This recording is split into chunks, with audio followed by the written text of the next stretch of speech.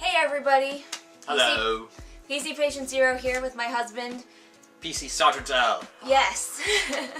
I had this idea for a video for a little while and I really wanted my hubby to be part of it. So I'm gonna sit here as a silent partner. No. We are nerds, I don't know if you know that.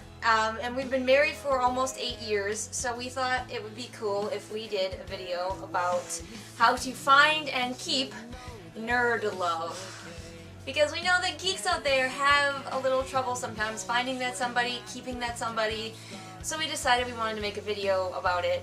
This video is going to be primarily aimed at finding heterosexual coupleness. Not that if you're gay you can probably still get something out of this video, but since we are a man and a woman, we are going to be better at giving advice on how to find a man and woman type relationship. Okay, so let's start off talking about how to find that special somebody, and let's begin with something that is very, very important. That is attitude.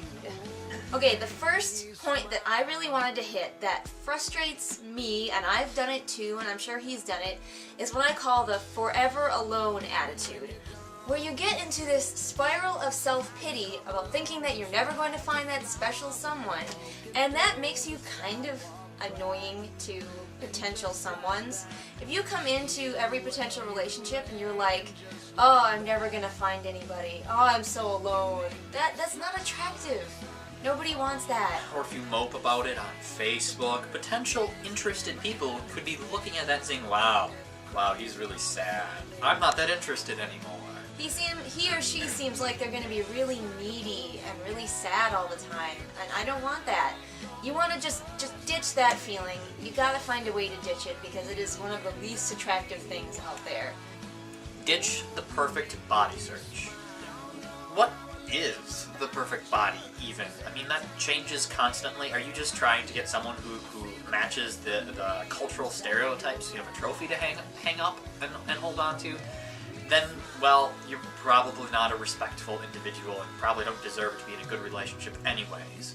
See, I don't know if you've noticed this, but nerds look like people. Regular people. We tend not to look like supermodels. I mean, you see all those dumb pictures on the internet of like the hot girl licking the controller. That's not what any of us look like.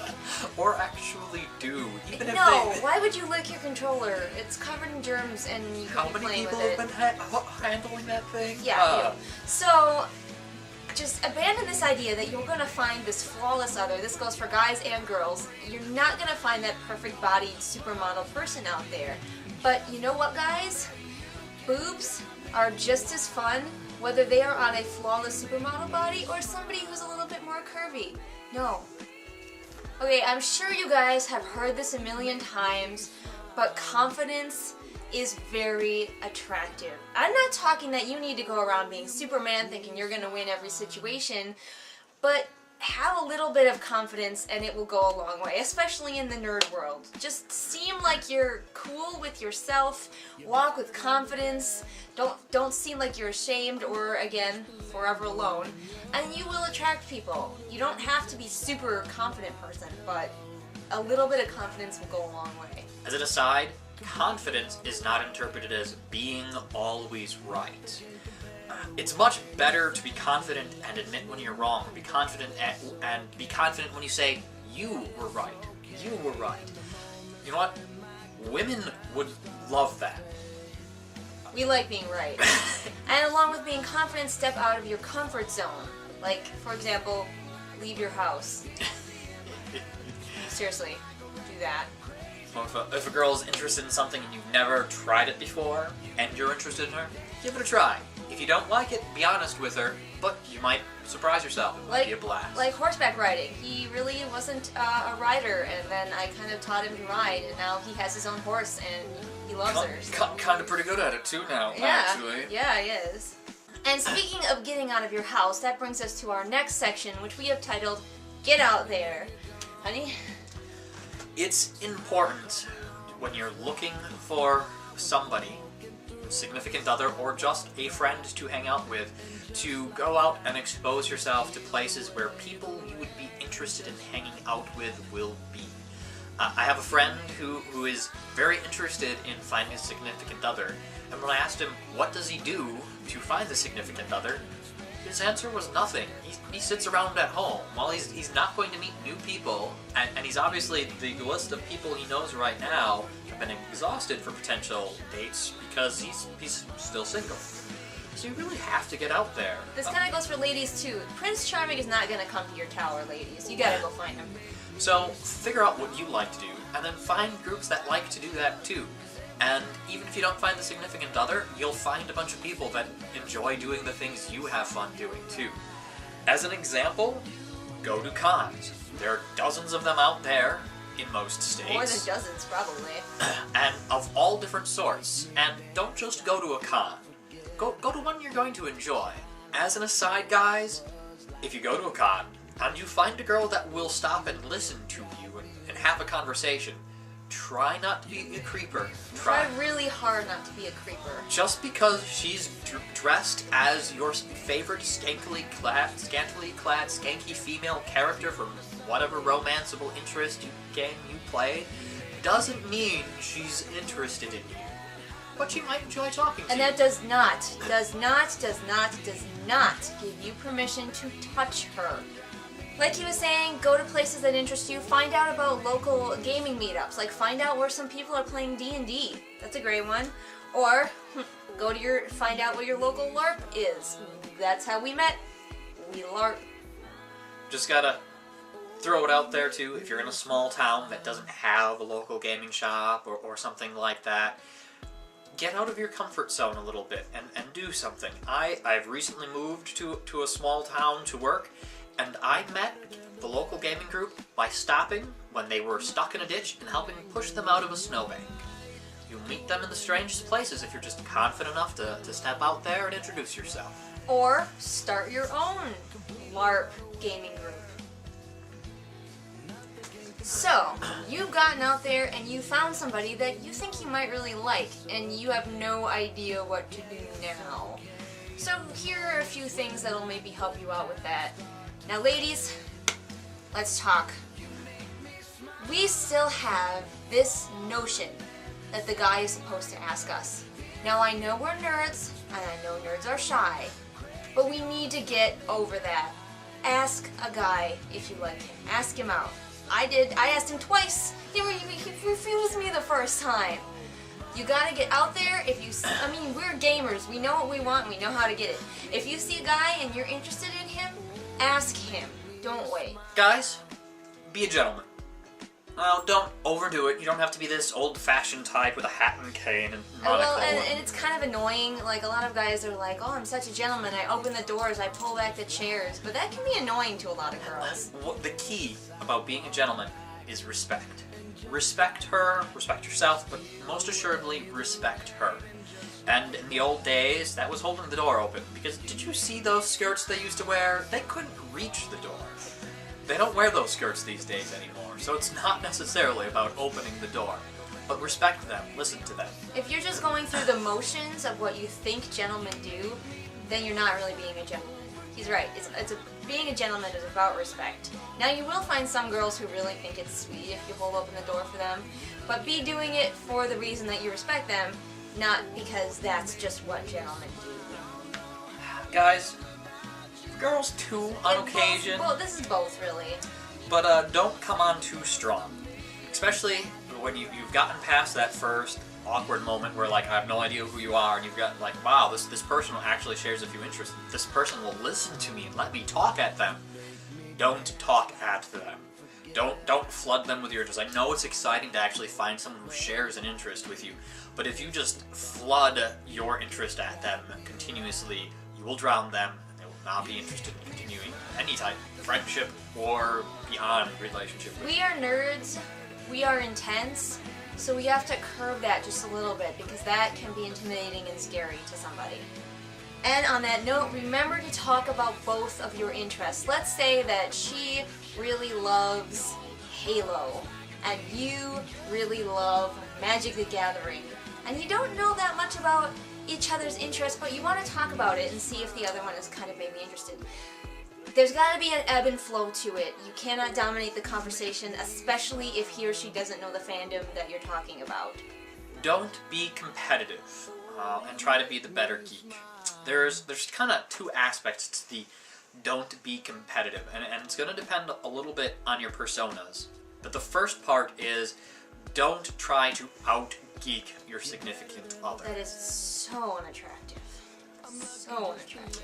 Don't be afraid to admit that your significant other is the better geek.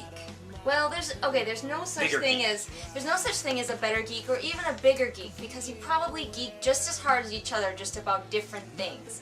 Don't ever be like, oh, you like Star Trek and I like Star Wars. Well, I am clearly the better geek because my fandom is my fandom and not yours. Well, Star Trek would definitely kick Star Wars ass. Don't get into that competition, because that is one of the most obnoxious things ever, where you decide that your geekdom is somehow better than someone else's, and you show that by being disrespectful of it. Even if they like something that you think is ridiculously stupid, they love it, it's their love, they're geeks about it, so don't disrespect it. The second part about being competitive is if you happen to be gamer geeks and enjoy the same games, be careful of being competitive within that game with each other.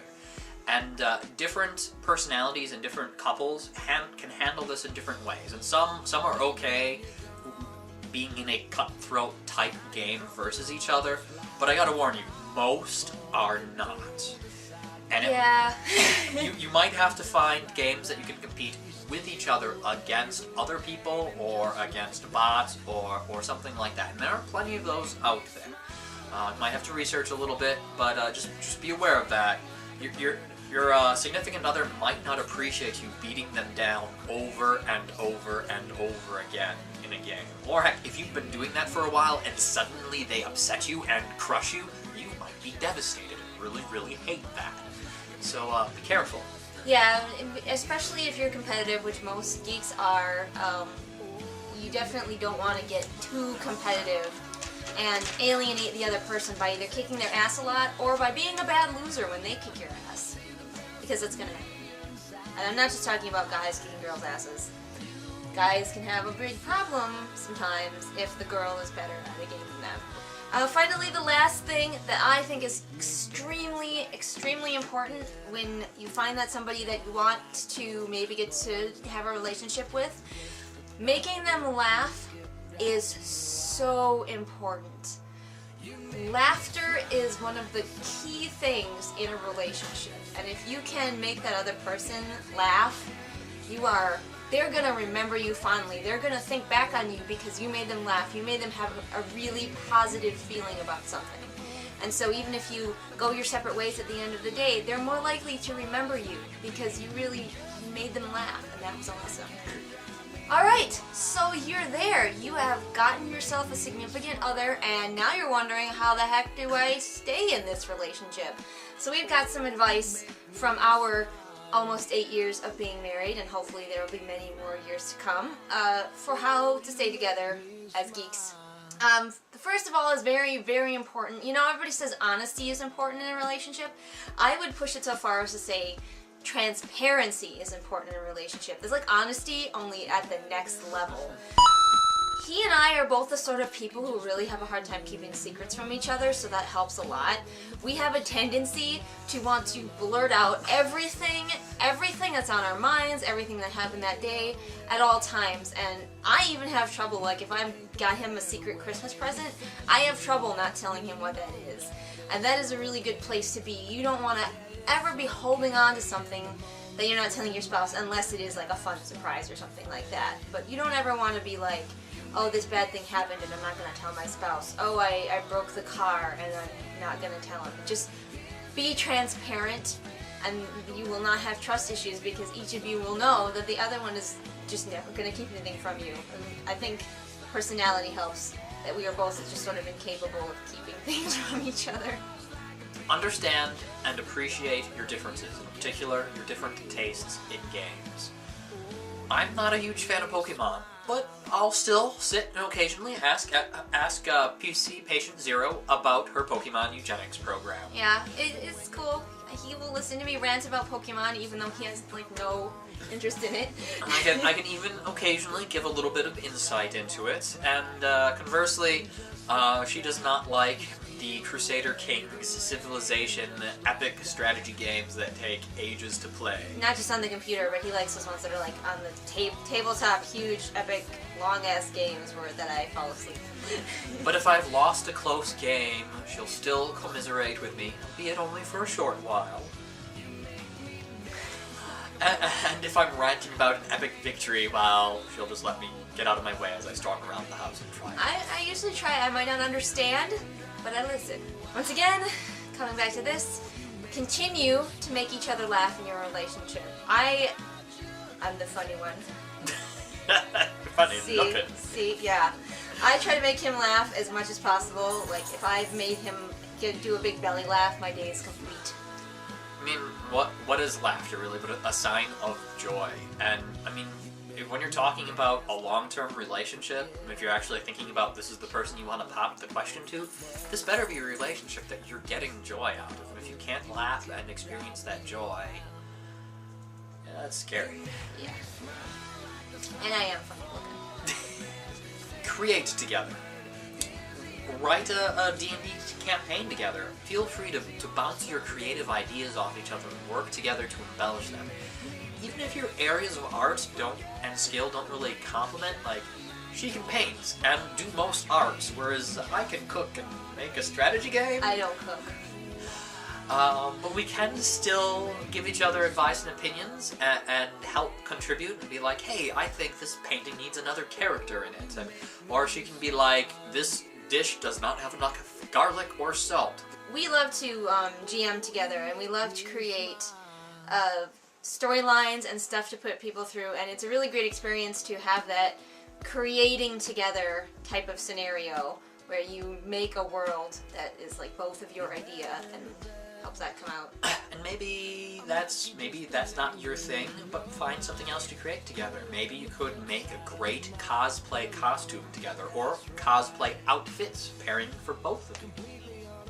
Another thing that we always like to do is game together. Now I know you're envisioning both of us sitting there with, you know, a controller playing the same game, but in reality, gaming together can just mean gaming near each other, with each other, side by side.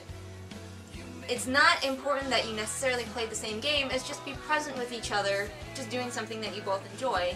It doesn't have to be the same thing that you both enjoy. And my last point for how to stay together is remember to make time for your other friends and for your alone time. This is really important to me because I'm an introvert and I really appreciate my alone time. And also, like, our friends don't always cross. And so it's important that we have time. He especially likes to go out and hang out with his friends and play those really long, boring-ass board games. And that's okay, because it's important to allow your significant other to get out there and do what they enjoy doing. As geeks, we tend to be very intense. We tend to want to really get into that relationship and focus on only that. And you can't do that. You got to allow the other person and encourage the other person to get out there and hang out with their other friends, or even just have some of that valuable alone time. Alright guys, I want to take a moment to speak to you man to man, because there is a little bit of a difference between men and women, and there are a few key issues I kind of wanted to reiterate or bring focus to from our gender's perspective. First is sex. Guys think about sex a lot more than women. Now it's not as extreme as a lot of the hearsay says, where like men think about sex 7 times a minute or anything like that. But we do think about it on average twice as much as women, several times an hour. If you're trying to get laid, this previous video guide isn't really for you. That really wasn't the goal in either of PC Patient Zero's or mine's relationship, and when we were searching for relationships. So look elsewhere for that. In addition, we also have a greater pressure on sex in the male American culture, at least. That's a lot of what guys talk about, or who they've been with, or what they've seen, or have you had any yet. So when we're looking for a relationship, even if this isn't our primary goal, it is in the back of our heads. And we have to be aware of that. A lot of the points in our guide were about finding a group that did activities you enjoy, so you can meet someone who enjoys those activities with you. And it's kind of along those same lines. Try to find a friend first and a date or a girlfriend second, and build that friendship. And a lot of you guys out there are going to be like, but I got cordoned off into the friend zone and it's horrible and this is horrible advice. And I'm like, alright guys, in all honesty, if after becoming a good friend with you, they're still telling you no, they probably would have said no to dating you before you became friends too. It, in reality, does nothing but increases your chances of having a meaningful relationship. And if you don't care enough about the friendship for its own value, because I mean, say you did get cordoned off into the friend zone, you have a great friend, so you can't screw her. That's not the end of the world. I'll leave you with that note. Make it your objective first to find a friend. So that was our advice for you on how to locate, how to talk to, get into a relationship, and how to stay in a relationship if you are a nerd like us. We hope that you found it helpful. If you have any questions, comments, added advice, leave it in the comment section, pointing at my crotch. Now, if you will excuse us, we're going to go back doing what we love.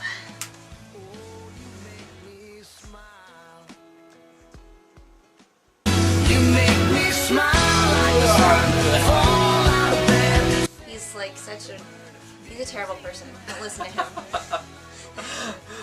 On a Sunday night, you make me dance like a fool, forget how to breathe, shine like gold, buzz like a bee. Just the thought of you can drive me wild. Oh, you make me smile. Don't know how I live without you, 'cause every time that I get around you, I see the best of me inside your eyes. You make me smile.